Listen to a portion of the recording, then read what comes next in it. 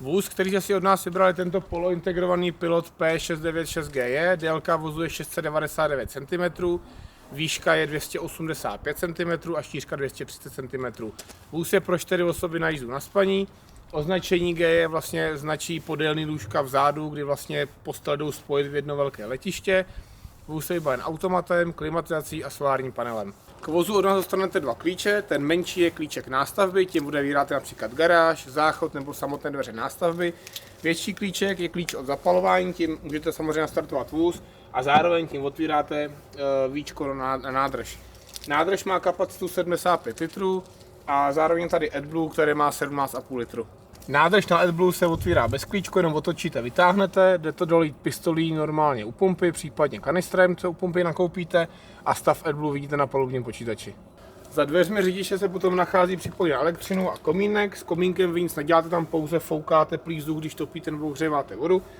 Připojení na elektřinu takhle vyklopíte nahoru. Vzadu naleznete prodlužovačku a připojovací kabel. A připojovací kabel takto jednoduše zapojíte. Když jste správně připojení, poznáte tak, že vám vlastně na panelu svítí vidlička z nabíjení ze sítě. Za komínkem se potom nachází tyto servisní dvířka, tam jsou uloženy 2 plynové lahve. Vůz je vybaven duokontrolem, to znamená, že plyn může běžet za jízdy a jsou zároveň připojeny v obě 2 bomby, takže jakmile jedna dojde, tak se nám automaticky pustí druhá. Pokud bombu chceme pustit, pouze povolíme kohout, zamáčkneme černou pojistku, chvilku podržíme, to sami uděláme s druhou bombou, povolíme, zamáčkneme černou pojistku. A zde vlastně vidíme, na tomhle větvení si vybíráme, která bomba chceme, aby šla jako první. To je tady ta šipka. Když tu šipku otočím doprava, jde mi první pravá bomba. Zelený okýnko znamená, že v té plynové bombě je ještě tlak, takže vlastně víte, že jedete z té bomby. Pokud by ta bomba došla, byla prázdná, tak to okýnko zčervená, tak víte, že ta bomba už je teda prázdná. A když máte puštěnou tu druhou, jako jsme si ukazovali, tak vám jde plyn automaticky z druhé lahve. Takže potom vlastně jenom poznáte, aha, pravá bomba je prázdná, už jedu na tu levou. Případně nás tady otočit, kdybyste chtěli, kdybyste třeba měli víc flašek, například v zimě, tak to jednu si vyměníte, zase to přehodíte na tu levou, pojede vám levá bomba, jakmile levá dojde, zase to červená a víte, že zase jedete z té třetí, kterou jste si tam přidali. Crash senzor je umístěn zde. Kdyby vlastně vám nešel plyn zkontrolovat, jestli ten crash senzor nevyskočil. Je to takový žlutý knoflík, pokud byl vyskočený, pouze zamáčknout dovnitř a vlastně znova povolit bomby, natlakovat to a můžete vlastně používat plyn dál. V zadní části vozu je potom takzvaná garáž, což je hlavní úložný prostor vozu. Tu si takto odemknete, otočíte o 180 stupňů zámek a garáž otevřete. V garáži od nás máte vybavení jako rezervu, připojovací kabely, prodlužovačku, konev, hadici na vodu, venkovní nábytek, případně hever s nářadím, nájezdové klíny, konev, nebo si tam můžete dát, co potřebujete. Co se týká odemykání zámku, strčíte menší klíč do zámku, vlastně třeba od garáže, otočíte o 90 stupňů, tím vám vložka vyskočí, vy klíč jenom vytáhnete ven, potom vlastně zámek otočíte o 180 stupňů, to samé dole, když jsme u garáže, a garáž jenom otevřete. Taková vychytávka, aby si to potom zamykáte, tak zase musíte otočit o 180 stupňů, strčit klíč, otočit o 90 stupňů zpátky a zamáčknout. Vychytávka je tak, že to vlastně můžete odemknout, vložka vyskočí, pak to rovnou zamknete, otevřete si jak potřebujete a pak už znova nestrkáte klíč, jenom otočíte a zamáčknete. Opatrně jenom prosím, ať se klíče necháte v garáži, pak jinak se pro ně nedostanete. V garáži je umístěný výduch otopení, takže pokud s náma cestujete například v zimních měsících a potřebujete, aby vám vyschly lyžáky nebo nějaké oblečení, můžete si dát věci do garáže a oni vám uschnou. Součástí vozu jsou i 2 připojovací kabely, kdy jeden je redukce do auta, ten máme teďka tady připojený, a druhý kabel je redukce do kempu, kdy vlastně tento konec připojíte na prodlužovačku a tento konec strčíte do stojanu v kempu. Vůz je vybaven couvací kamerou, která naběhne automaticky, zařadíte zpátečku. Za zadním kolem na straně spolujezdce se tam nachází nádrž na čistou vodu, kapacita je 130 litrů a jednoduše klíčkem odemknete a konví nebo hadicí vodu doplníte. Vedle dveří nástavby se potom nachází servisní dvířka od toalety, ta když bude plná, je potřeba vyprázdnit, takže zase klíčkem od nástavby si odemknete zámek, zmáčknete spodní i horní knoflík a dvířka otevřete. Tady je pak umístěna právě kazeta. Tu vyjmeme tak, že zmáčkneme zelenou pojistku nahoru, kazetu si trošku přizvedneme a vytáhneme ji ven. Potom otočíme hrdlo, odšroubujeme to Chytneme si, zmáčkneme zelený knoflík, aby šel do kazety vzduch a kazetu vyléme. Pak je dobré kazetu 1 až 2krát propláchnout, aby v ní nic nezůstalo. Vrací se to prosím s vylitým záchodem a chemie, která se do kazety hází, je vevnitř umístěna vedle toalety. Pokud máme kazetu vylitou, dáme ji zpátky. Dbáme na to, aby pojistka zacvakla a kazeta byla správně uložená. Vedle vstupních dveří se potom nachází táhl od odpadní nádrže. Tímto táhlem otvíráte nebo zavíráte odpadní nádrž. Pokud je nádrž plná, musíte ji vyprázdnit. To se dělá na místech tomu určených, například v kempu nebo na štelplace. Táhlo pouze chytnete a přitáhnete k sobě, tím nádrž otevřete. Až voda doteče, tak táhlo se zatlačíte zpátky jakoby pod vůz a tím nádrž uzavřete. Poslední věcí v garáži je potom klika na markízu, ta je umístěná zde. Nyní si ukážeme, jak vytočit markízu. Vezmeme kliku a pověsíme ji za zabáček, který je nad dveřmi nástavby. Markízu si vytočíme zhruba metr a půl, aby jsme došáhli na tu hranu, kde jsou uloženy nožičky.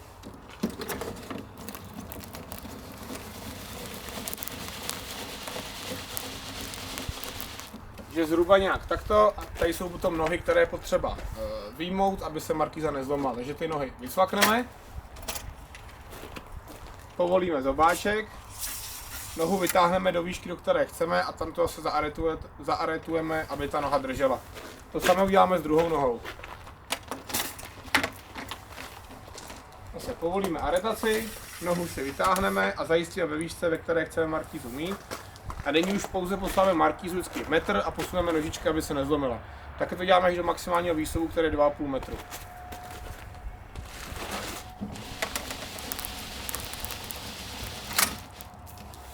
Teď si nohy posuneme. To stejné tady. A takhle bychom vlastně pokračovali až do maximálního výsahu. Jen poprosím, aby hodně foukalo, pršelo, půjdete od auta, když půjdete spát, radši markízu zatahovat, aby neulítla nebo se nějak nepoškodila. A když markízu uklízíme, děláme to úplně stejně v opačném pořadí. Takže si kousek zatočíme, posuneme nohy a vlastně když jsme zhruba metr od toho vozu, tak nohy sklopíme, zacvakneme nahoru a markízou dojedeme až do pouzdra.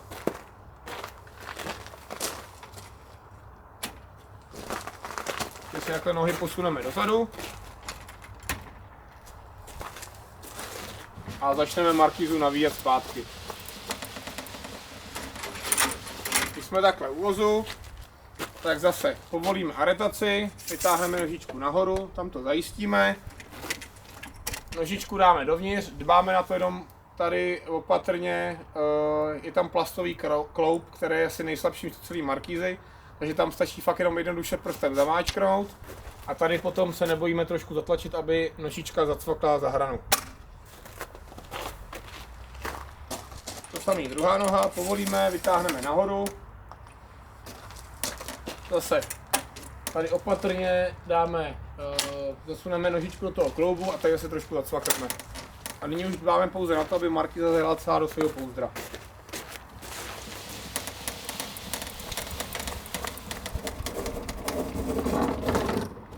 To je takhle zvenku všechno, nyní se pojďme podívat dovnitř. Vstupní dveře jsou vybaveny centrálním zamykáním a zároveň moskytiérou. Ovládání elektrického schůdku se nachází za dveřmi. Dveře zevnitř se zamykají buď centrálem, anebo tak, že tady zatlačíte vlastně páčku dovnitř, tím jsou dveře zavřené. Potom takhle k sobě dveře otevřete. Vedle ovládání schůdku je potom vypínač na venkovní světlo a vypínače dovnitř do vozu. Nad vypínače je potom tento centrální vypínač, který vypne kompletně ovládací panel, takže vám vypne celý vůz.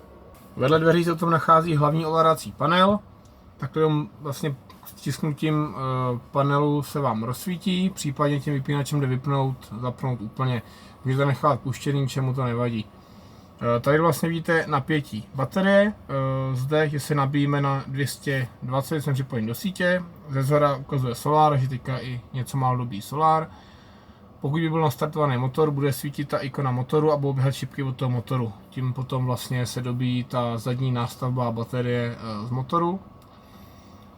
Tyto dvě nahoře kulaté ukazují stavy vody. Clean water je čistá voda, dirty water je špinavá voda, to je to táhlo vlastně, který je vedle těch dveří nástavby. A potom jsou vlastně 3 ikony, to jsou vlastně jediný tlačítka, který vy ovládáte. Žárovka je centrální vypínač pro světla, takhle vám nebude fungovat žádný světlo ve voze, takhle si pustíte světla a jednotlivými vypínačema si potom světla rozsvěcíte. Tady ten kohoutek, to je návodní čerpadlo, takhle je čerpadlo puštěný, takhle je čerpadlo vypnutý. Čerpadlo můžete nechat klidně puštěný, akorát si hlídejte, jestli máte vodu. Když vodu mít nebudete, musíte čerpadlo vypnout, protože čerpadlo je tady tlakový. A když nebude voda, tak bude se snažit furt dotlakovávat určitý tlak, ale tím, že nebude mít z čeho brát, tak to čerpadlo se po chvíli spálí. Takže když nemáte vodu, radši vypnout, případně když jedete v zimě, ale z auta pryč, tak taky doporučuji vypnout. V tom autě teda musíte neustále topit, ale pokud byste náhodou by to nějak přestalo topit, došel by plyn nebo nějaký jiný problém, tak se může stát, že vlastně vyskočí frost ventil, začne vytékat voda a tím, jak čerpadlo bude puštění, tak bude neustále snažit dotlakovávat, až vlastně vyčerpá veškerou vodu z nádrže a pak se spálí taky. Takže doporučuji v zimě čerpadlo vypínat, když ve voze nejste, a když nemáte vodu, tak taky vypínat. A poslední třetí ikona je AUX, to jsou vlastně výstupy, zásuvky, takže USBčka, pustí se rádio, bude jezdit ta stahovací postel. Pokud to takhle vypnu, nebude mi tam nabíjet telefony, nestáhnu dolů postel a nepůjde rádio. Zásuvky na 220 fungují pouze, pokud jste připojeni do sítě. USBčka fungují vždy, stačí mít pouze puštěný AUX a tyto zásuvky potom fungují ze zadní nástavbové baterky. Vedle ovládacího panelu se potom nachází ovladač od klimatizace. Klimatizace funguje pouze, pokud jste připojeni do sítě na 220, jinak vám klimatizace nepůjde. A vlastně tím ovladačem, tak tímto tlačítkem nahoře si klimatizaci pustíte a tlačítkem mod si nastavujete, jestli chcete topit, případně klimatizovat, nebo jenom ventilátor a plus minus teplotu. Další tlačítka jsou různý nastavení, například na noc, časováč a tak dále. To vás nemusí asi tolik zajímat. Pro vás klíčový jsou ty tlačítka, co jsou nahoře na tom černém podkladě. Otvírání bočních oken se dělá dvěma způsoby. Všechny okna, kromě kuchyňského, se otvírají takto, že máme tady kličky, kdy kličku otočíme a spodní kličky zmáčkneme, otočíme, zmáčknu, otočím a pak vlastně už jenom postupně pomalinku zvedáme v okno. Vždycky, když to jakoby cvakne, je to okno zajištěné v nějaký poloze. Nedělá to rychle, ale dělá to pomalu. Když pak chci okno zavřít, tak ho jenom kousek přizvednu nahoru a pustím. Jo, a zase kličky zajistím. Všechny okna na jízdu musí být zavřený, zajištěný. A každý okno má takhle moskytiéru proti komárům, případně roletu zatemňovací. A když to chci rozdělit, tak jen ten plastík trošku přihnu k sobě, oddělím jednu roletu a druhou. Okno v kuchyni má stejné kličky, že se zmáčknu, otočím, ale vy si pak vlastně okno otevřete do výšky, do které chcete a tímto plastovým vlastně šroubem utáhnete, ve které pozici to okno chcete mít. Když to pak zase zavírám, tak šroub jenom povolím, okno zavřu a kličky zajistím. Střešní okna se otvírají takhle, zmáčkneme knoflík a zvedneme hradbu. Na jízdu prosím jsou všechny okna zavřená, takže zase zajistit hradbu za knoflík a všechny okna mají roletu i moskytiéru. Všechny skřínky nebo šuplíky mají aretace, aby se neotvíraly za jízdy. Horní skřínky mají aretaci uprostřed. Zmáčknu a skřínku si vyklopím. Aretace vlastně tady. Botník, který se nachází v lavici naproti vstupním dveřím, anebo skřínka, která je nad lednicí, mají následující aretaci. Zmáčknete, otevřete, tady případně smetáček s lopatkou, zase zavřete a zamáčknete, tím vlastně dvířka zajistíte. Šuplíky mají aretace jak ze spoda, uprostřed. Zmáčkneme a šuplík si otevřeme.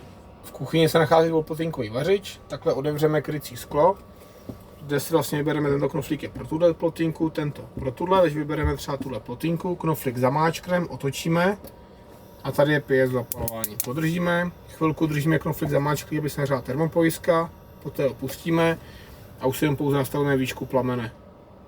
Jo, když chceme vypnout, tak jednoduše vypneme. Důležitá věc, když vaříte nebo když dovaříte, musíte nechat plotínku vystydnout, než zavřete sklo. Pokud byste to zavřeli a plotínka ještě hořela nebo byla horká, je nebezpečí, že sklo praskne a rozlítne se vám po celém voze, takže dává na tohle prosím pozor a jakmile to bude studený, tak teprve můžete zavírat. Pokud nebude sporák házet jiskru, zkontrolujte si, že máte na panel puštěný AUX. Vedle vstupních dveří se potom nachází lednice, ta je absorpční, takhle se odjistíte a lednice si otevřete. V lednici je potom umístěn i mrazák. Na jízdu zase lednici zavřít, zajistit, aby se neotvírala a můžete pokračovat v jízdě. Lednice se ovládá následovně, tímto tlačítkem dotykovým si lednici pustíme, takhle se nám vlastně rozsvítí modře, tak víme, že lednice běží. A pak už nás vlastně zajímají pouze tady ty dvě tlačítka. Tlačítkem mod nastavujeme, na co má lednice jet, buď tam je možnost 220, nebo může jít na plyn, anebo s alternátorou na 12 V, případně nastavit automatika, že ta lednice si sama vybírá, na co má jít a sama se přepíná. Teploměrem si potom nastavujete intenzitu, jak má lednice chladit. Čím vlastně víc těch modrých kuliček svítí, tím víc lednice chladí. Doporučuji si lednici nachladit určitě vždycky přes noc, skoro v letních měsících, protože jedná se o absorpční ledničku, ne kompresoru, takže jim to trvá trošku díl, než se nachladí. Standardně říkám lidem tak 4 až 5 hodin, než ucítíte, že lednice je studená, takže určitě doporučuji nachladit. Důležitou věcí je potom, aby auto stalo v rovině. Jakmile jste nakřivo, tak ta lednice nepracuje na 100% výkonu, takže vždycky mít auto srovnané pomocí nájezdových klínů. A teď vlastně těm jednotlivým módům ještě. Tento symbol je na plyn, takže když stojíme na divoko, bez připojení, neběží motor, tak si můžeme dát lednici na plyn. Tento symbol je na 220, pokud jsem připojený v síti, můžeme to využít. Automatika, ta si vlastně sama vybírá, na co má jít, je to nejvhodnější podle mě, vy to nemusíte nějak řešit a ona se sama přepíná podle toho, jaký zrovna zdroj energie má. A tento vlastně tady ta baterka je na 12 V, takže lednice běží z alternátorů na 12 V. Doporučuju, když chcete vlastně za jízdy dobít zadní nástavovou baterku, když ji máte třeba vybitou, stále jste dlouho na jednom místě, tak doporučuji si lednici přes tlačítko mod dát natvrdo na plyn, že máte ve voze dual control, takže ten plyn může být puštěný za jízdy, protože když máte vlastně lednici na baterku a baterka je vybitá, tak vlastně alternátor, nebo on tady vlastně booster, jako je alternátor, tak on tu baterku dobíjí, ale tím, že ta lednice běží z tohohle vlastně zdroje, tak konzumuje podle mě poměrně dost té energie a nedobíjí se tolik ta baterka. Takže pokud baterku chcete dobít, dejte si lednici na plyn a nechte ten alternátor dobít jenom čistě baterku a ne, aby živil tu lednici. Kdyby byl nějaký problém, bude vám blikat tady modrý trouhelník, tak víte, že třeba nemáte puštěný plyn nebo nejste připojení a tak dále, takže potřeba vyřešit tu situaci. Například pustím plyn a lednici vyresetujeme tak, že podržíme 2 vteřiny tady to tlačítko, až jednou pípne, pustíme ji a trouhelník by měl zmizet a mělo by to naběhnout. Nad lednicí ve skřínce se potom nachází panel truma, ten slouží na ovládání topení ohřevu vody, pod tím je potom panel, kterým se stahuje postel od stropu. Máčkneme černé tlačítko, tak nám naběhnou možnosti. Nás zajímají vlastně první 3 možnosti, další jsou různé nastavení času, hodin, časovače a tak dále. Není asi potřeba. První ikona je topení ve voze, druhá ikona je ohřev vody a třetí ikona je ventilátor. Kolečkem si vlastně vybíráte vždycky to, co bliká, tak tu možnost máte zvolenou. První možnost teda topení v autě, potvrdíte, nastavíte si teplotu, například 24 stupňů a potvrdíte. Poté se nám rozsvítí ventilátor, protože s topením se automaticky pouští ventilátor a vlastně potom z výduchů rozmístěných po voze nám fouká teplý vzduch. Bomba, protože topení je plynové, je tedy důležité mít puštěnou plynovou bombu. A plamínek. Když plamínek takhle bliká, znamená, že topení se spíná a bude se nám to vytápět na tu přednastavenou naší hodnotu. Pokud plamínek svítí, je té teploty dosaženo a topení se vypne. Vedle ta ikona je ohřev vody, takhle potvrdíme. Tady jsou 3 možnosti. První možností je Eco, což je taková vlažná voda, doporučuji hlavně na léto. Další možností je Hot, horká voda, dle mě ideální v zimě. A poslední možností je Boost, což je rychlej ohřev a vařící voda. Takže se vám vypne topení a primárně to hřeje vodu. Zase nastavíte si, případně to můžete najet na off, potvrdit a tím vlastně ohřev vody vypnete. Poslední je ventilátor, ten, jak jsem říkal, se spíná automaticky s tím topením. Vy si ho můžete maximálně přidat, aby to foukalo víc, ale ono si to reguluje samo. Případně, když v letních měsících, protože okna musí být zavřený, když máte topení vypnutý, tak si přes ten větráček vlastně můžete pustit jenom ventilaci vzduchu vevnitř a aby tady vlastně té posádce bylo příjemnějc. Pokud s námi cestujete v zimě, důležité ve voze neustále topit, i když tam nejste. Dělá se to proto, aby vám vlastně nezamrzla voda v nádrži, případně v bateriích, a nebo praskal třeba boiler. Takže i když jdete třeba lyžovat nebo někam projít, nechat v autě vždycky aspoň temperovat třeba 10-15 stupňů, ať nezamrzne voda. Pak až přijete vlastně zpátky do vozu, tak si můžete topení přidat. Pokud by vlastně přestalo třeba fungovat topení, nebo přestala fungovat, a tím pádem přestala fungovat voda, tak vám ukážu, kde je nyní frost ventil, který je potřeba zamáčknout, aby vám voda zase dál fungovala. Frost ventil je umístěný ve spodním šuplíku v kuchyni. Pokud vlastně ve voze nebudete topit, je možné, že frost ventil vyskočí. Takže tím pádem pak musíte tady vyndat šuplík, tady zmáčknete pacičky, šuplík vyjmete a vlastně v této díře je umístěný frost ventil. Pokud vlastně nebudete topit, tak tento modrý špunt vyskočí zhruba takhle půl centimetru ven a vypustí se veškerá voda ze systému, takže z boileru zhadit, aby to nepopraskalo. Vy byste pak museli zatopit, počkat, až se vůz ohřeje, tento knoflík takhle zamáčknout, aby zůstal zamáčklý a nevyskakoval.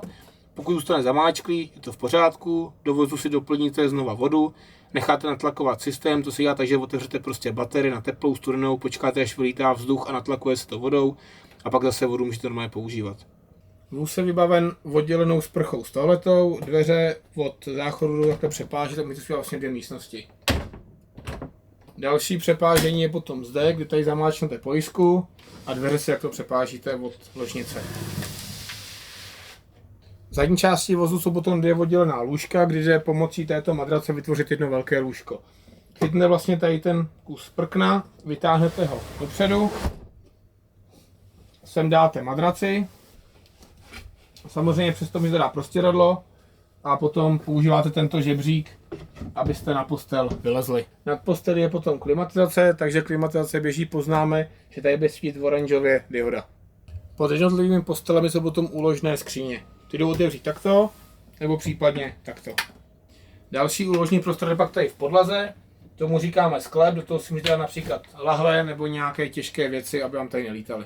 Další postel je potom umístěna u stropu v salonu, stahuje se tak, že musíte mít na panelu puštěný AUX a potom vypínačem, který je umístěný ve skřínce nad lednicí.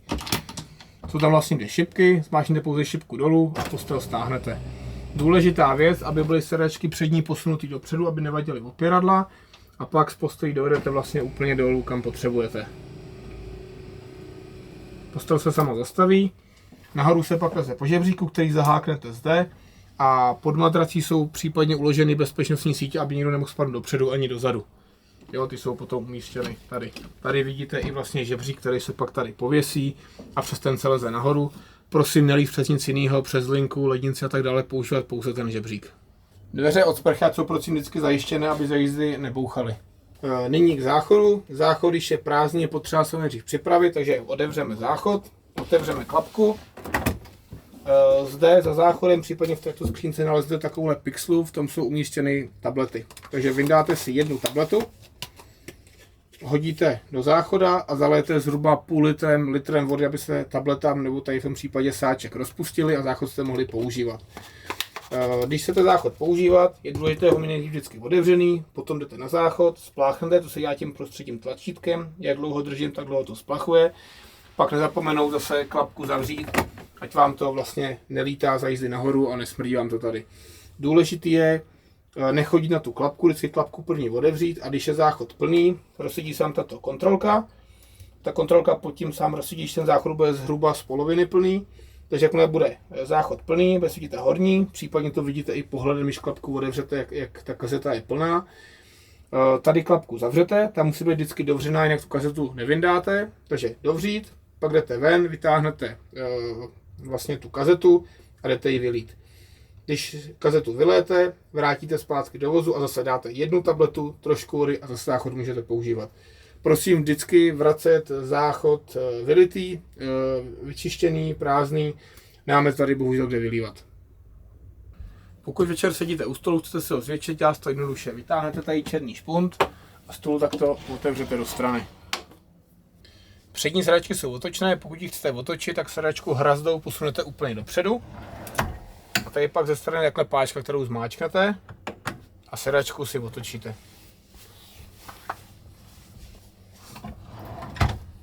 Přední kabinu si můžete zatemnit následově, ve dveřích jsou takové vějíře, stáhnete dolů, vějíř takto zvednete a tady plast zaháknete za ten zobáček, aby to drželo. Přední okno se pak dělá vytahovací roletou, tu takto vytáhnete ze spoda, tady bacha na zrcátko trošku naklonit, aby vám to vyšlo a přetáhnete vlastně roletu až nahoru. Vůz je vybaven automatickou 9stupňovou převodovkou a pokud zařadíte zpátečku, naběhne vám automaticky couvací kamera. Nad rádiem je potom umístěný držák, tady pouze chytnete a vytáhnete nahoru. Takhle se ho vysvaknete a můžete si dát vnitř telefon, případně tablet nebo co potřebujete. Tak to zase držák zavřete. Vůz je vybaven elektronickou ruční brzdou. Na volantu si pak můžete nastavit omezovač, to je ten lim, anebo tempomat, to je toto tlačítko. Plus minus nastavujete rychlost, cancelem to vlastně jakoby zrušíte a res, to vlastně dáte jako resume, aby to pokračovalo, že když máte nastavený třeba 120 km/h, vyrušíte to kvůli nějakému zpomalení a pak dáte zase to resume, tak ono se to najede na tu rychlost, která byla původně nastavena. Na závěr spolu vůz projdeme, nafotíme, ukážu vám případné poškození a rád odpovím vaše případné dotazy.